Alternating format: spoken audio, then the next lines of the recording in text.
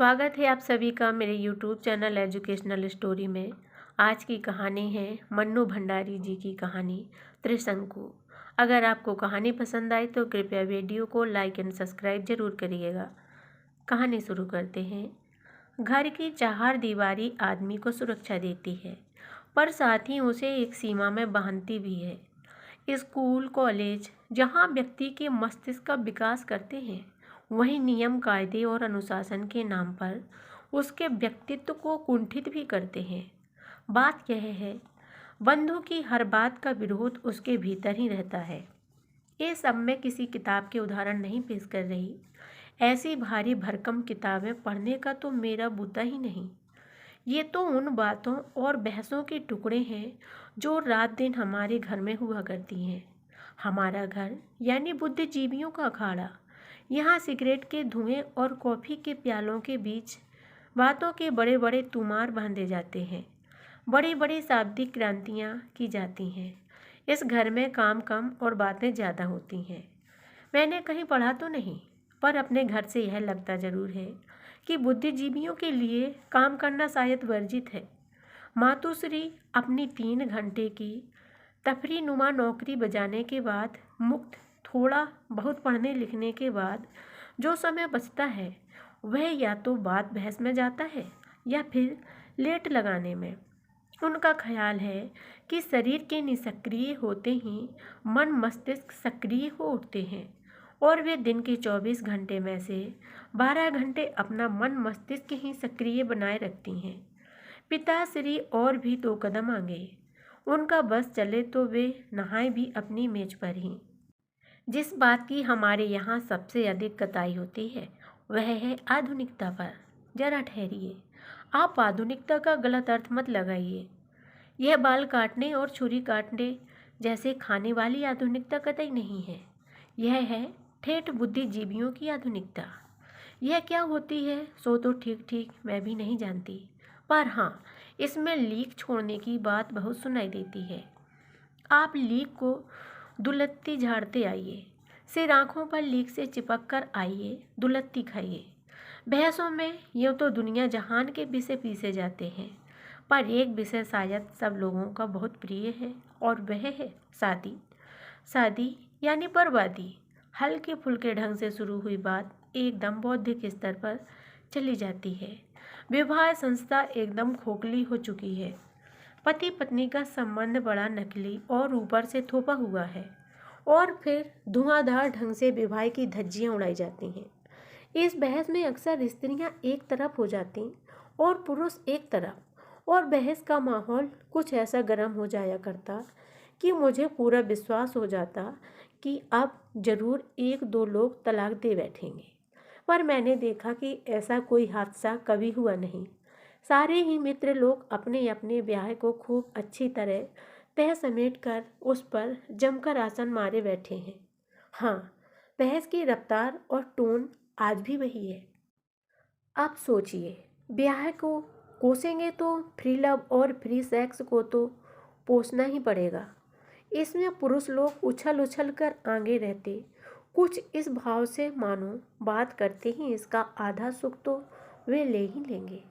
पापा खुद बड़े समर्थक, पर हुआ यूं कि घर में हमेशा चुप चुप रहने वाली दूर दराज की एक दीदिया ने बिना कभी इन बहसों में भाग लिए ही इस पर पूरी तरह अमर कर डाला। तो पाया कि सारी आधुनिकता अड़धम। वह तो फिर मम्मी ने बड़े सहज ढंग से सारी बात को संभाला और निरर्थक विवाह के बंधन में बांधकर दीदिया का जीवन सार्थक किया। हालांकि यह बात बहुत पुरानी है और मैंने तो बड़ी दबी ढकी जबान से इसका जिक्र ही सुना है। वैसे पापा मम्मी का भी प्रेम विवाह हुआ था। यह बात बिल्कुल दूसरी है कि होश संभालने के बाद मैंने उन्हें प्रेम करते नहीं, केवल बहस करते ही देखा है। विवाह के पहले अपने इस निर्णय पर मम्मी को नाना से भी बहुत बहस करनी पड़ी थी, और बहस का यह दौर बहुत लंबा भी चला था। शायद इसके बावजूद यह बहस विवाह नहीं, प्रेम विवाह ही है, जिसका जिक्र मम्मी बड़े गर्व से किया करती हैं। गर्व विवाह को लेकर नहीं, पर इस बात को लेकर है कि किस प्रकार उन्होंने नाना से मोर्चा लिया। अपने और नाना के बीच हुए संवादों को वे इतनी बार दोहरा चुकी हैं कि मुझे वे कंठस्थ से हो गए हैं। आज भी जब वे उसकी चर्चा करती हैं तो लीक से हटकर कुछ करने का संतोष उसके चेहरे पर झलक उठता है। बस ऐसे ही घर में मैं पल रही हूँ, बड़े मुक्त और स्वच्छंद ढंग से, और पलते पलते एक दिन अचानक बड़ी हो गई। बड़े होने का यह एहसास मेरे अपने भीतर से इतना नहीं फूटा जितना बाहर से। इसके साथ भी एक दिलचस्प घटना जुड़ी हुई है। हुआ यूं कि घर के ठीक सामने एक बरसाती है, एक कमरा और उसके सामने फैली छत। उसमें हर साल 2-3 विद्यार्थी आकर रहते, छत पर घूम घूम कर पढ़ते, पर कभी ध्यान ही नहीं गया। शायद ध्यान जाने जैसी मेरी उम्र ही नहीं थी। इस बार देखा, वहाँ 2 लड़के आए हैं। थे तो वे 2 ही, पर शाम तक उसके मित्रों का एक अच्छा खासा जमघट हो जाता है। और सारी छत ही नहीं, सारा मोहल्ला तक गुलजार, हंसी मजाक, गाना बजाना, और आसपास की जो भी लड़कियां उनकी नज़र के दायरे में आ जाती, उन पर चुटीली फप्तियां पर उनकी नज़रों का असली केंद्र हमारा घर। और स्पष्ट कहूँ तो मैं ही थी। बरामदे में निकलकर मैं कुछ भी करूं, उधर से एक ना एक रिमार्क हवा में उछलता हुआ टपकता और मैं भीतर तक थरथरा उठती। मुझे पहली बार लगा कि मैं हूँ, और केवल हूँ ही नहीं, किसी के आकर्षण का केंद्र हूँ।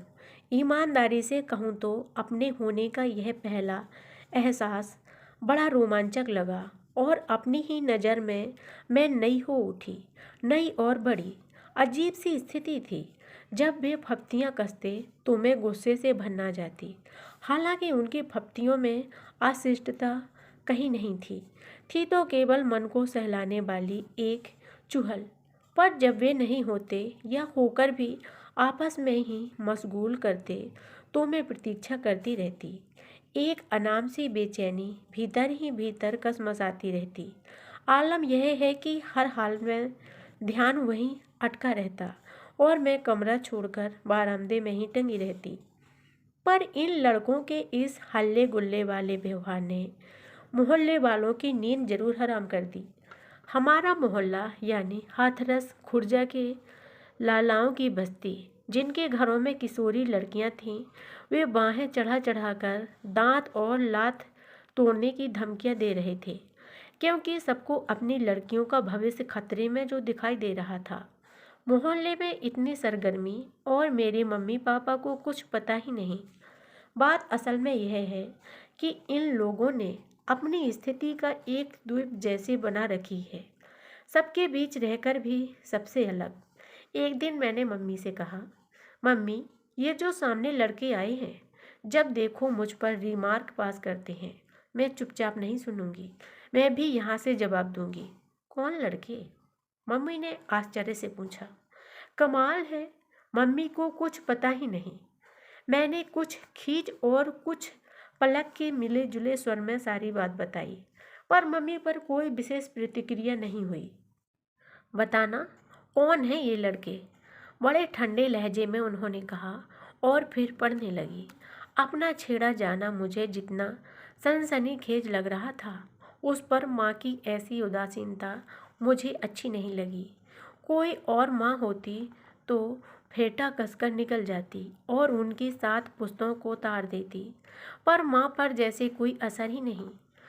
दोपहर ढले लड़कों की मजलिस छत पर जमी तो मैंने मम्मी को बताया, देखो ये लड़के हैं जो सारे समय इधर देखते रहते हैं, और मैं कुछ भी करूं उस पर फप्तियां कसते हैं।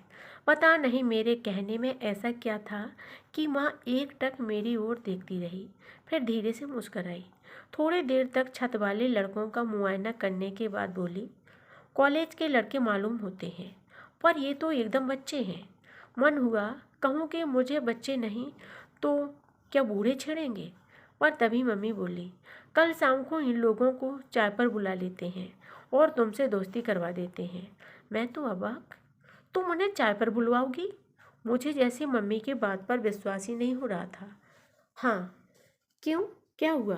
अरे, यह तो हमारे ज़माने में होता था कि मिल तो सकते नहीं, बस दूर से ही फप्तियाँ कस-कस कर तसल्ली करो।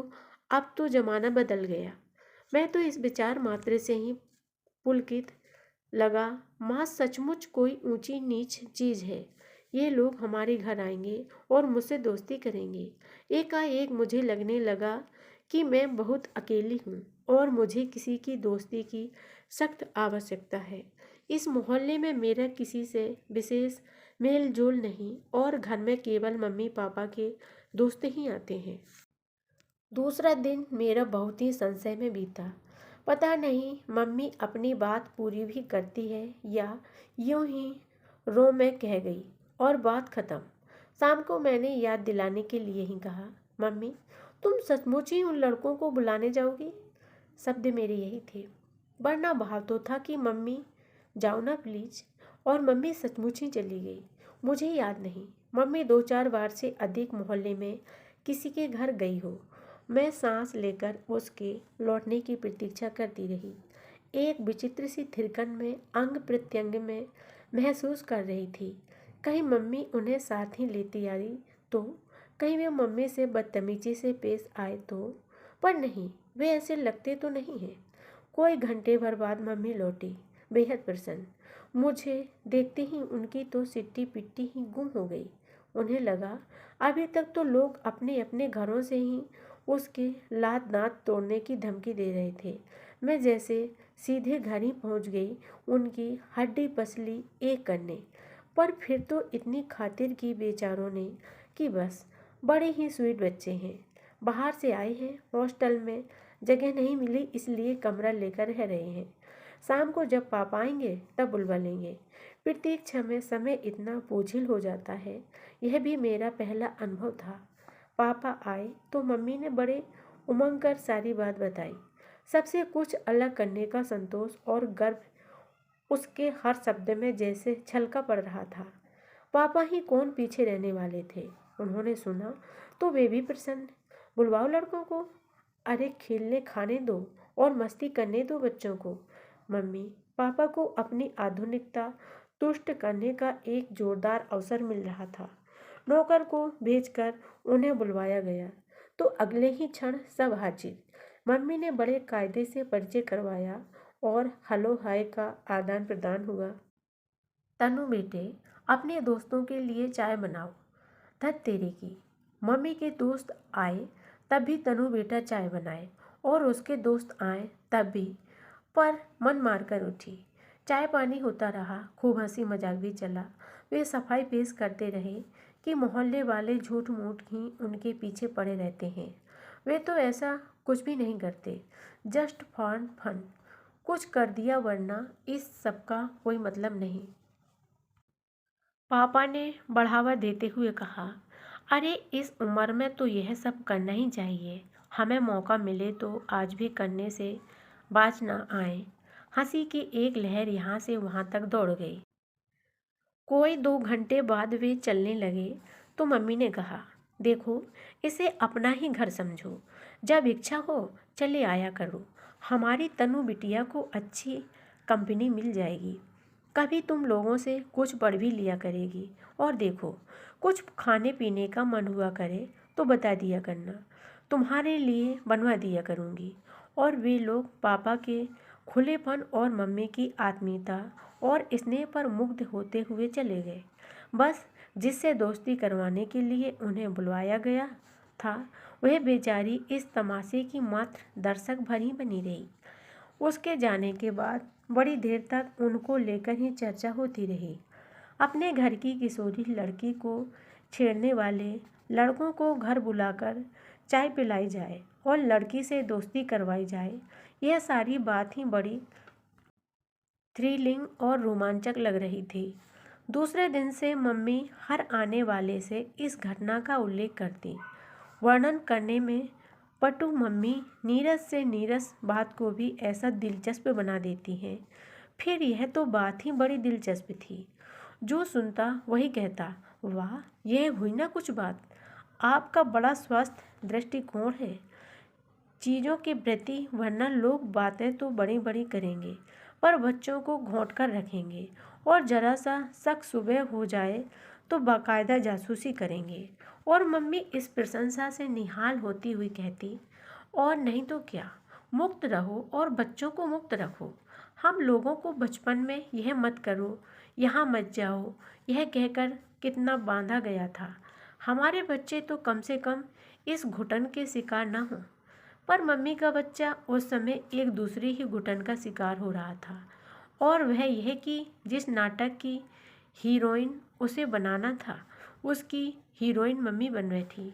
खैर, इस सारी घटना का परिणाम यह हुआ कि उन लड़कों का व्यवहार एकदम ही बदल गया।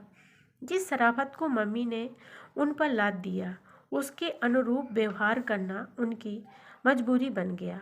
अब जब भी वे अपनी छत पर मम्मी पापा को देखते तो अदब में लपेट कर एक नमस्कार, और मुझे देखते तो मुस्कान में लपेट कर एक हाँ ऐसी उछाल देते। फप्तियों की जगह बाकायदा हमारा वार्तालाप शुरू हो गया, बड़ा खुला और बेझिझक वार्तालाप।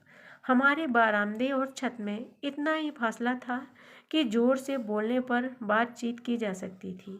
हाँ, यह बात जरूर थी कि हमारी बातचीत सारा मोहल्ला सुनता था, और काफ़ी दिलचस्पी से सुनता था। जैसे ही हम लोग चालू होते, पास पड़ोस की खिड़कियों में चार छः सिर और धड़ आकर चिपक जाते। मोहल्ले में लड़कियों के प्रेम प्रसंग ना हो ऐसी बात तो थी नहीं। बाकायदा लड़कियों के भागने तक की घटनाएं घट चुकी थीं, पर वह सब कुछ बड़े गुप्त और छिपे ढंग से होता था। और मोहल्ले वाले जब अपनी पैनी नज़रों से ऐसे किसी रहस्य को जान लेते थे तो बड़ा संतोष उन्हें होता था। पुरुष मूछों पर ताव देकर और स्त्रियां हाथ नचा नचा कर खूब नमक मिर्च लगाकर इन घटनाओं का यहाँ से वहाँ तक प्रचार करती, कुछ इस भाव से कि अरे हमने दुनिया देखी है, हमारी आंखों में कोई नहीं धूल झोंक सकता है। पर यहाँ स्थिति ही उलट गई थी। हमारा वार्तालाप इतने खुलेआम होता था कि लोगों को खिड़कियों की ओट में छिप छिप कर देखना सुनना पड़ता था, और सुनकर भी ऐसा कुछ उसके हाथ नहीं लगता था जिससे वे कुछ आत्मिक संतोष पाते। पर बात को बढ़ना था और बात बढ़ी। हुआ यह कि धीरे धीरे छत की मजलिस मेरे अपने कमरे में जमने लगी। रोज ही कभी दो तो कभी 3 या 4 लड़के आकर जम जाते, और दुनिया भर की हंसी मजाकों और गपशप का दौर चलता। गाना बजाना भी होता और चाय पानी भी। शाम को मम्मी पापा के मित्र आते तो इन लोगों में से कोई ना कोई बैठा ही होता। शुरू में जिन लोगों ने मुक्त रहो और मुक्त रखो की बड़ी प्रशंसा की थी, उन्होंने मुक्त रहने का जो रूप देखा तो उनकी आंखों में भी कुछ अजीब सी शंकाएं तैरने लगी। मम्मी की एकाध मित्र ने दबी जबान में कहा भी, तनु तो बड़ी फास्ट चल रही है। मम्मी का अपना सारा उत्साह मंद पड़ गया था, और लीक से हटकर कुछ करने की थ्रिल पूरी तरह झड़ चुकी थी। अब तो उन्हें इस नंगी सच्चाई को झेलना था कि उनकी निहायत की कच्ची और नाजुक उम्र की लड़की 3-4 लड़कों के बीच घिरी रहती है।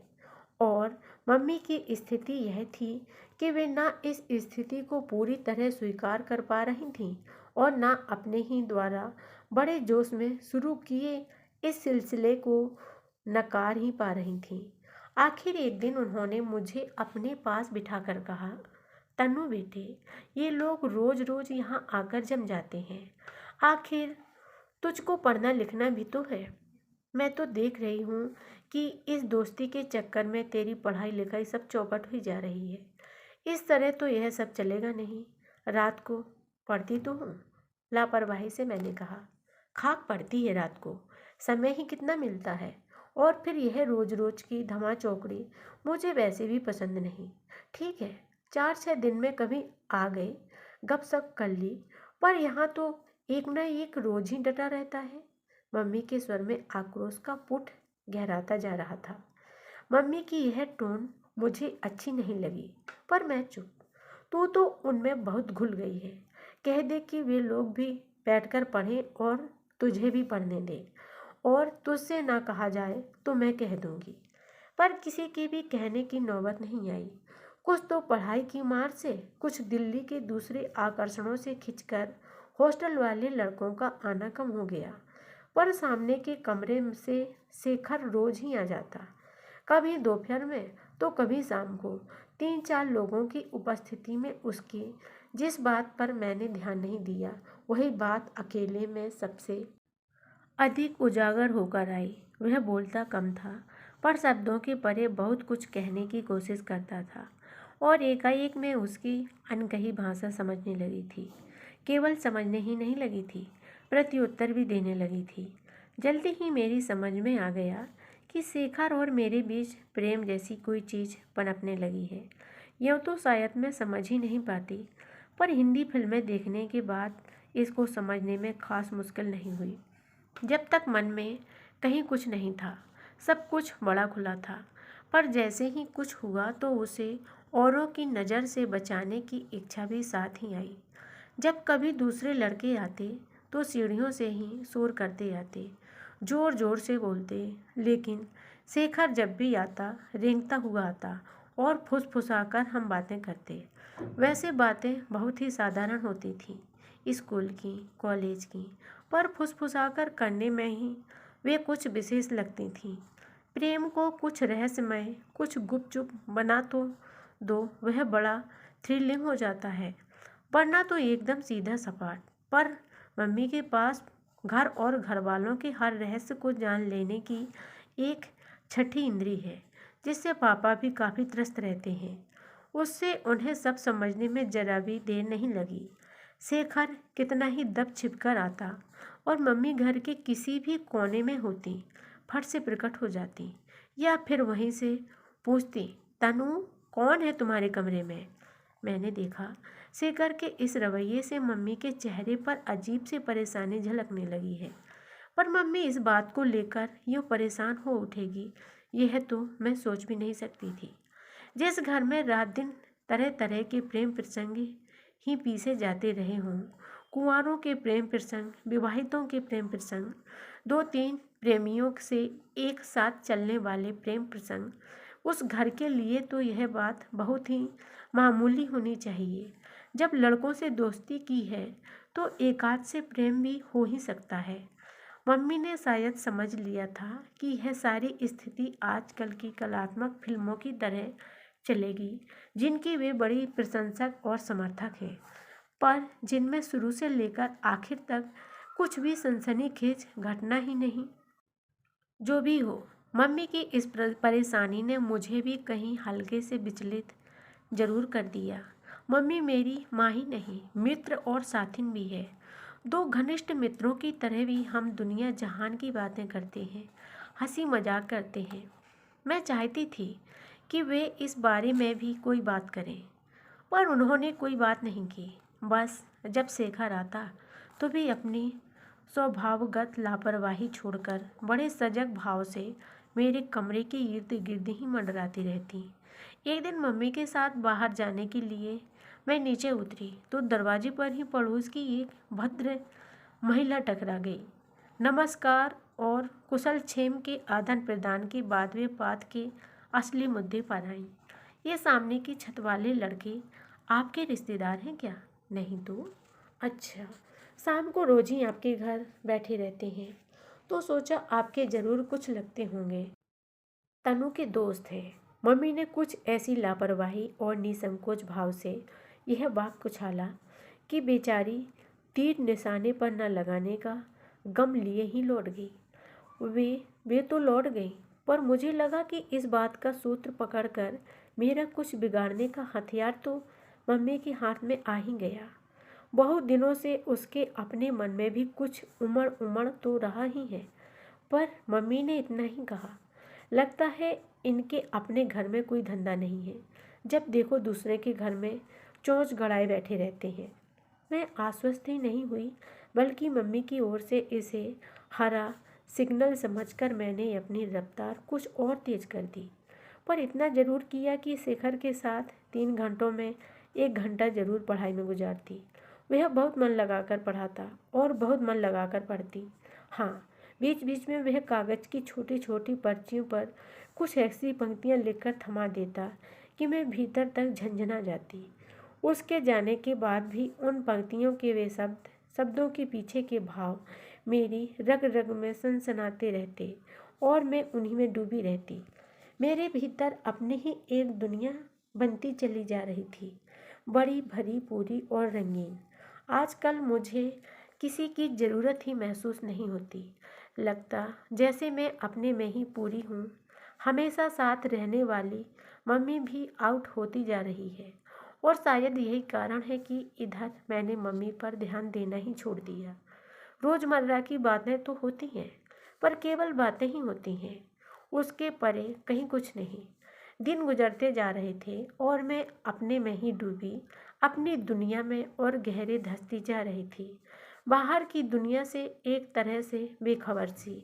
एक दिन स्कूल से लौटी, कपड़े बदले, शोर शराबे के साथ खाना मांगा, मीन मेघ के साथ खाया और जब कमरे में घुसी तो मम्मी ने लेटे लेटे ही बुलाया, तनु इधर आओ। पास आई तो पहली बार ध्यान गया कि मम्मी का चेहरा तमतमा रहा है। मेरा माथा ठनका। उन्होंने साइड टेबल पर से एक किताब उठाई और उसमें से कागज की 5-6 पर्चियां सामने कर दी। तौबा, मम्मी से कुछ पढ़ना था। सो जाते समय उन्हें अपनी किताब दे गई थी। गलती से शेखर की लिखी पर्चियां उसी में रह गईं। तो इस तरह चल रही है शेखर और तुम्हारी दोस्ती। यही पढ़ाई होती है। यहाँ बैठकर यही सब करने के लिए आता है वह यहाँ। मैं चुप। जानती हूँ गुस्से में मम्मी का जो जवाब देने से बढ़कर मूर्खता और कोई नहीं। तुमको छूट दी, आज़ादी दी, पर इसका यह मतलब तो नहीं कि तुम उसका नाजायज फायदा उठाओ। मैं फिर भी चुप। बित्ते भर की लड़की और कर्तव्य देखो इनके। जितनी छूट दो उतने ही पैर पसारते जा रहे हैं इनके। झापड़ दूंगी तो सारा रोमांस झड़ जाएगा 2 दिन में। इस वाक्य पर मैं एकाएक तिल मिला उठी। तमक कर नज़र उठाई और मम्मी की तरफ देखा। पर यह क्या? यह तो मेरी मम्मी नहीं है। ना यह तेवर मम्मी का है, ना यह भाषा। फिर भी ये सारे वाक्य बहुत परिचित से लगा यह सब मैंने कहीं सुना है और खटाक से मेरे मन में कौंधा, नाना। पर नाना को मरे तो कितने साल हो गए। ये फिर जिंदा कैसे हो गए? और वह भी मम्मी के भीतर, जो होश संभालने के बाद हमेशा उनसे झगड़ा ही करती रही, उनकी हर बात का विरोध ही करती रही। मम्मी का नानई लहजे वाला भाषण काफ़ी देर तक चालू रहा, पर वह सब मुझे कहीं से भी छू नहीं रहा था। बस कोई बात झकझोर रही थी, तो यही कि मम्मी के भीतर नाना कैसे आ बैठे।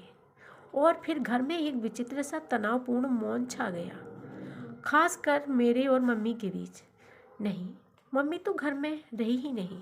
मेरे और नाना के बीच मैं मम्मी को अपनी बात समझा भी सकती हूँ, उनकी बात समझ भी सकती हूँ, पर नाना, मैं तो इस भाषा से भी अपरिचित हूँ और इस तेवर से भी बात करने का प्रश्न ही कैसे उठता। पापा जरूर मेरे दोस्त हैं, पर बिल्कुल दूसरी तरह के। शतरंज खेलना, पंजा लड़ाना और जो फरमाइश मम्मी पूरी ना करे उनसे पूरी करवा लेना। बचपन में उनकी पीठ पर लदी रहती थी और आज भी बिना किसी झिझक के उनकी पीठ पर लदकर अपनी हर इच्छा पूरी करवा लेती हूँ। पर इतने माय डियर दोस्त होने के बावजूद अपनी निजी बातें मैं मम्मी के साथ ही करती आई हूँ। और वहाँ एकदम सन्नाटा। मम्मी को पटखनी देकर नाना पूरी तरह उन पर सवार जो है। शेखर को मैंने इशारे से ही लाल झंडी दिखा दी थी, सो वह भी नहीं आ रहा था और शाम का समय है कि मुझसे कार्य नहीं करता। कई बार मन हुआ कि मम्मी से जाकर बात करूं और साफ साफ पूछूं कि तुम इतना बिगड़ क्यों रही हो। मेरी और शेखर की दोस्ती के बारे में तुम जानती हो तो हो। मैंने तो कभी कुछ छिपाया नहीं, और दोस्ती है तो यह सब तो होगा ही। तुम क्या समझ रही थी कि हम भाई बहन की तरह? पर तभी ख्याल आता कि मम्मी है ही नहीं जिनसे जाकर यह सब कहूँ। 4 दिन हो गए मैंने शेखर की सूरत नहीं देखी। मेरे हल्के से इशारे से ही उस बेचारे ने तो घर क्या छत पर आना भी छोड़ दिया। हॉस्टल में रहने वाले उसके साथी भी छत पर ना दिखाई दिए, ना घर ही आए। कोई आता तो कम से कम उसका हाल चाल ही पूछ लेती। मैं जानती हूँ वह बेवकूफ़ी की हद तक भावुक है उसे तो ठीक से यह भी नहीं मालूम कि आखिर यहाँ हुआ क्या है। लगता है मम्मी के गुस्से की आशंका मात्र ही सबके हौसले पस्त हो गए थे।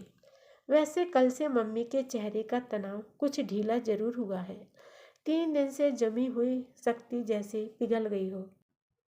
पर मैंने तय कर लिया है कि बात अब मम्मी ही करेगी। सवेरे नहा धोकर मैं दरवाजे के पीछे अपनी यूनिफॉर्म प्रेस कर रही थी। बाहर मेज पर मम्मी चाय बना रही थी और पापा अखबार में सिर गड़ाए बैठे थे। मम्मी को शायद मालूम ही नहीं पड़ा कि मैं कब नहाकर बाहर निकल आई। वे पापा से बोली, जानते हो कल रात को क्या हुआ? पता नहीं। तब से मन बहुत खराब हो गया। उसके बाद मैं तो सोई ही नहीं पाई। मम्मी के स्वर की कोमलता से मेरा हाथ जहाँ का तहाँ थम गया और कान बाहर लग गए। आधी रात के करीब मैं बाथरूम जाने के लिए उठी। सामने छत पर घुप अंधेरा छाया हुआ था। अचानक एक लाल सितारा सा चमक उठा। मैं चौंकी। गौर से देखा तो धीरे धीरे एक आकृति उभर आई। शेखर छत पर खड़ा सिगरेट पी रहा था। मैं चुपचाप लौट आई। कोई 2 घंटे बाद फिर गई तो देखा वह उसी तरह छत पर टहल रहा था। बेचारा, मेरा मन जाने कैसा हो आया। तन्नू भी कैसी बुझी बुझी रहती है। फिर जैसे अपने को ही धिक्कारती सी बोली, पहले तो छूट दो और फिर जब आगे बढ़े तो खींचकर चारों खाने चित कर दो। यह भी कोई बात हुई भला? राहत का एक गहरा निश्वास मेरे भीतर से निकल पड़ा। जाने कैसा आवेग मन में उमड़ा कि इच्छा हुई दौड़कर मम्मी की गली से लग जाऊं। लगा जैसे अरसे के बाद मेरी मम्मी लौटकर आई हो। पर मैंने कुछ नहीं कहा। बस अब खुलकर बात करूंगी। 4 दिन से न जाने कितने प्रश्न मन में घुमड़ रहे थे। अब क्या? अब तो मम्मी है और उनसे तो कम से कम सब कहा पूछा जा सकता है। पर घर पहुंचकर जो देखा तो अवाक। शेखर हथेलियों में सिर थामे कुर्सी पर बैठा है और मम्मी उसी कुर्सी के हत्थे उसकी पीठ और माथा सहला रही है। मुझे देखते ही बड़े सहज स्वाभाविक स्वर में बोली, देखा इस पगले को? 4 दिन से ये साहब कॉलेज नहीं गए हैं, ना ही कुछ खाया पिया है। अपने साथ इसका भी खाना लगवाना। और फिर मम्मी ने खुद बैठकर बड़े स्नेह से मनुहार कर करके उसे खाना खिलाया। खाने के बाद कहने पर भी शेखर ठहरा नहीं। मम्मी के प्रति कृतज्ञता के बोझ से झुका झुका ही वह लौट गया और मेरे भीतर खुशी का ऐसा ज्वार उमड़ा कि अब तक के सोचे सारे प्रश्न उसी में बिला गए। सारी स्थिति को सम पर आने में समय तो लगा, पर आ गई।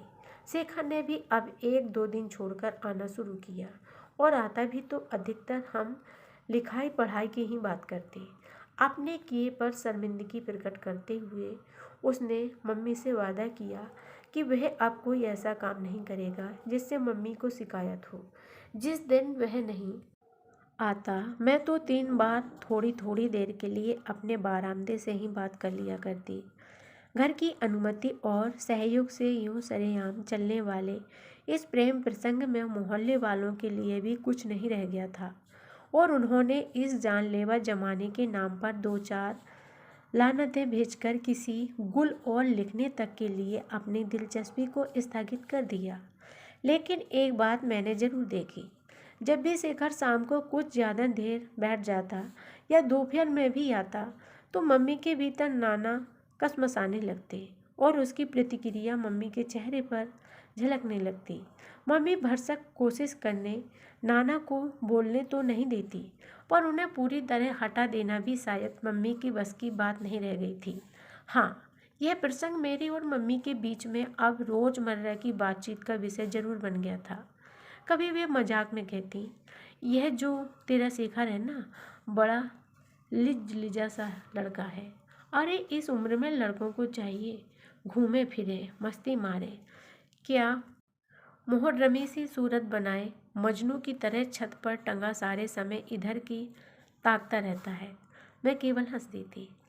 कभी बड़ी भावुक होकर कहती, तू क्यों नहीं समझती बेटे कि तुझे लेकर कितनी महत्वाकांक्षाएं हैं मेरे मन में, तेरे भविष्य को लेकर कितने सपने सजो रखे हैं मैंने। मैं हंसकर कहती, मम्मी तुम भी कमाल करती हो, अपनी ज़िंदगी को लेकर भी तुम सपने देखो और मेरी ज़िंदगी के सपने भी तुम्हें देख डालो। कुछ सपने मेरे लिए भी छोड़ दो। कभी वे समझाने के लहजे में कहती, देखो तनु, अभी तुम बहुत छोटी हो, अपना सारा ध्यान पढ़ने लिखने में लगाओ और दिमाग से ये उल्टे सीधे फितूर निकाल डालो। ठीक है, बड़े हो जाओ तो प्रेम भी करना और शादी भी। मैं तो वैसे भी तुम्हारे लिए लड़का ढूंढने वाली नहीं हूँ, अपने आप ही ढूंढना। पर इतनी अक्ल तो आ जाए कि ढंग का चुनाव कर सको। अपने चुनाव के रिजेक्शन को मैं समझ जाती और पूछती, अच्छा मम्मी बताओ, जब तुमने पापा को चुना था तो वह नाना को पसंद था? मेरा चुनाव, अपनी सारी पढ़ाई लिखाई ख़त्म करके 25 साल की उम्र में चुनाव किया था। मैंने खूब सोच कर समझ कर और अक्ल के साथ समझी। मम्मी अपनी बौखलाहट को गुस्से में छिपा कर कहती, उम्र और पढ़ाई लिखाई ये दो ही तो ऐसे मुद्दे हैं जिस पर मम्मी मुझे जब तक धांसती रहती हैं। पढ़ने लिखने में मैं अच्छी थी, पर रहा उम्र का सवाल, सो उसके लिए मन होता ही कहूँ। मम्मी तुम्हारी पीढ़ी जो काम 25 साल की उम्र में करती थी, हमारी उसे 15 साल की उम्र में ही करेगी। इसे तुम क्यों नहीं समझती? पर चुप रह जाती। नाना का जिक्र तो चल ही पड़ा है, कहीं वे ही जाग उठे तो। छमाही परीक्षाएं पास आ गई थीं और मैंने अपना सारा ध्यान पढ़ने में लगा दिया था। सबका आना और गाना बजाना एकदम बंद। इन दिनों मैंने इतनी जमकर पढ़ाई की कि मम्मी का मन प्रसन्न हो गया, शायद कुछ आश्वस्त भी। आखिरी पेपर देने के पश्चात लग रहा था कि एक बोझ था जो हट गया है। मन बेहद हल्का होकर कुछ मस्ती मारने को कर रहा था।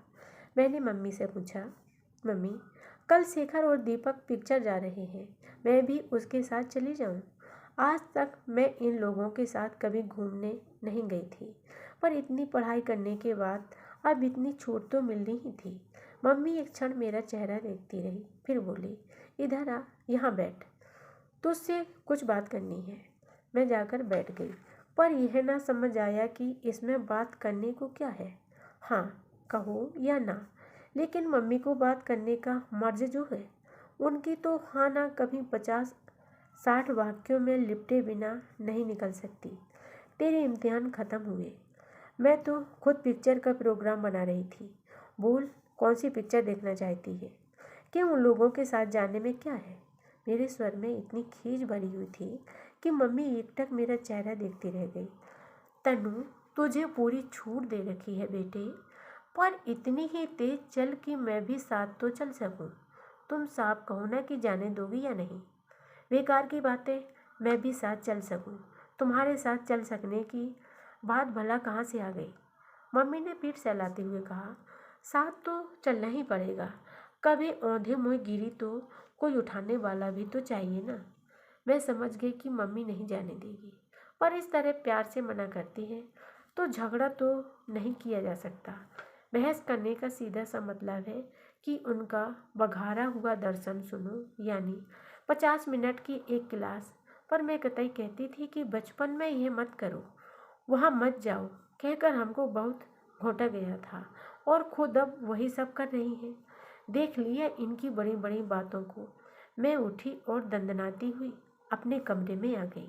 हाँ, एक बात जरूर थमाई, मम्मी जो चलेगा वह गिरेगा भी, और जो गिरेगा वह उठेगा भी, और खुद ही उठेगा, उसे किसी की ज़रूरत नहीं है।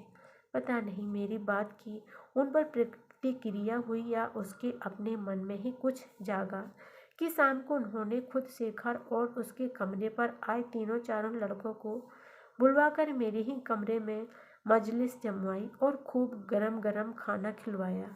कुछ ऐसा रंग जमा कि मेरा दोपहर वाला आक्रोश धुल गया। इम्तिहान ख़त्म हो गए थे और मौसम सुहाना था। मम्मी का रवैया भी अनुकूल था, सो दोस्ती का स्थगित हुआ सिलसिला फिर शुरू हो गया और आजकल तो जैसे उसके सिवाय कुछ रह ही नहीं गया था। पर फिर एक झटका। उस दिन मैं अपनी सहेली के घर से लौटी तो मम्मी की सख्त आवाज़ सुनाई दी, तनु इधर आओ। तो आवाज़ से ही लगा कि वह खतरे की सिग्नल है। एक क्षण को मैं सकते में आ गई। पास गई तो चेहरा पहले की तरह सख्त। तुम शेखर के कमरे पर जाती हो? मम्मी ने बंदूक दागी। समझ गई कि पीछे गली में से किसी ने अपना कर्तव्य कर दिखाया। कब से जाती हो? मन तो हुआ कि कहूँ, जिसने जाने की खबर दी है उसने बाकी बातें भी बता दी होंगी, कुछ जोड़ तोड़ कर ही बताया होगा। पर मम्मी जिस तरह भपक रही थी उसमें चुप रहना ही बेहतर समझा। वैसे मुझे मम्मी के इस गुस्से का कोई कारण समझ में नहीं आ रहा था। 2-3 बार यदि मैं थोड़ी थोड़ी देर के लिए शेखर के कमरे पर चली गई तो ऐसा क्या गुनाह हो गया। पर मम्मी का हर काम सकारण तो होता नहीं, बस वे तो मूड पर ही चलती हैं। अजीब मुसीबत थी, गुस्से में मम्मी से बात करने का कोई मतलब नहीं और मेरी चुप्पी मम्मी की गुस्से को और भड़का रही थी। याद नहीं है, मैंने शुरू में ही तुम्हें मना कर दिया था कि तुम उसके कमरे पर कभी नहीं जाओगी। 3-3 घंटे वह यहाँ धुनी रमा कर बैठता है, उससे जी भरा नहीं तुम्हारा। दुख, क्रोध और आतंक की परतें उसके चेहरे पर गहरी होती जा रही थी और मैं समझ ही नहीं पा रही थी कि कैसे उन्हें सारी स्थिति समझाऊं। वह तो बेचारे सामने वालों ने मुझे बुलाकर आगाह कर दिया। जानती हैं, यह सिर आज तक किसी के सामने झुका नहीं, पर वहाँ मुझसे आंख नहीं उठाई गई। मुझे दिखाने लायक मत रखना हमको कहीं भी। सारी गली में थू थू हो रही है, नाक कटाकर रख दी। गजब। इस बार तो मोहल्ले ही बोलने लगा। मम्मी के भीतर से आश्चर्य है कि जो मम्मी आज तक अपने आसपास के बिल्कुल कटी हुई थी, जिसका मजाक उड़ाया करती थी, आज कैसे उसके सुर में सुर मिलाकर बोल रही है। मम्मी का भाषण बदस्तूर चालू, पर मैंने तो अपने कान के स्विच ही ऑफ कर लिए। जब गुस्सा ठंडा होगा, मम्मी अपने में लौट आएगी, तब समझा दूंगी। मम्मी, इस छोटी सी बात को तुम नाहक इतना तुल दे रही हो, पर जाने कैसी डोज ले आई है। इस बार की उसका गुस्सा ठंडा ही नहीं हो रहा है, और हुआ यह कि अब उसके गुस्से से मुझे गुस्सा चढ़ने लगा। फिर घर में एक अजीब सा तनाव छा गया। इस बार मम्मी ने शायद पापा को भी सब कुछ बता दिया है। कहा तो उन्होंने कुछ नहीं, वे शुरू से ही इस सारे मामले में आउट रहे, पर इस बार उसके चेहरे पर भी एक अनकहा सा तनाव दिखाई जरूर दे रहा है। कोई 2 महीने पहले जब इस तरह की घटना हुई थी तो मैं भीतर तक सहम गई थी, पर इस बार मैंने तय कर लिया है कि इस सारे मामले में मम्मी को यदि नाना बनाकर ही व्यवहार करना है तो मुझे भी फिर मम्मी की तरह ही मोर्चा लेना होगा उनसे, और मैं ज़रूर लूँगी। दिखा तो दूँ कि मैं तुम्हारी ही बेटी हूँ और तुम्हारे ही नक्शे कदम पर चल रही हूँ। खुद तो लीक से हटकर चली थी, सारी जिंदगी इस बात की घुट्टी पिलाती रही, पर मैंने जैसे ही अपना पहला कदम रखा, घसीटकर मुझे अपनी ही खींची लीक पर लाने के दंड फंद शुरू हो गए। मैंने मन में ढेर ढेर तर्क सोच डाले कि एक दिन बाकायदा मम्मी से बहस करूंगी। साफ साफ कहूंगी कि मम्मी, इतने ही बंधन लगा कर रखना था तो शुरू से वैसे पालती क्यों, झूठ मूठ आज़ादी देने की बातें करती सिखाती रही। पर इस बार मेरा भी मन सुलग कर इस तरह राख हो गया था कि मैं गुमसुम सी अपने ही कमरे में पड़ी रहती। मन बहुत भर आता तो रो लेती। घर में सारे दिन हंसती खिलखिलाती रहने वाली मैं एकदम चुप होकर अपने में ही सिमट गई थी। हाँ, एक वाक्य जरूर बार बार दोहरा रही थी, मम्मी तुम अच्छी तरह समझ लो कि मैं भी अपने मन की ही करूँगी। हालांकि मेरे मन में क्या है इसकी कोई भी रूपरेखा मेरे सामने न थी। मुझे नहीं मालूम कि इन 3-4 दिनों में बाहर क्या हुआ। घर बाहर की दुनिया से कटी, अपने ही कमरे में सिमटी मैं मम्मी से मोर्चा लेने के दाव सोच रही थी। पर आज दोपहर मुझे कतई कतई अपने कानों पर विश्वास नहीं हुआ जब मम्मी को अपने बारामदे से ही चिल्लाते हुए सुना, शेखर, कल तो तुम लोग छुट्टियों में अपने घर चले जाओगे। आज शाम अपने दोस्तों के साथ खाना इधर ही खाना। नहीं जानती किस जद्दोजहद से गुजरकर मम्मी इस स्थिति पर पहुंची होगी, और रात को शेखर दीपक और रवि के साथ खाने की मेज पर डटा हुआ था। मम्मी उतने ही प्रेम से खाना खिला रही थी। पापा वैसे ही खुले ढंग से मजाक कर रहे थे, मानो बीच में कुछ घटा ही न हो। अगल बगल की खिड़कियों में 2-4 सिर चिपके हुए थे। सब कुछ पहले की तरह बहुत सहज स्वाभाविक हो उठा था।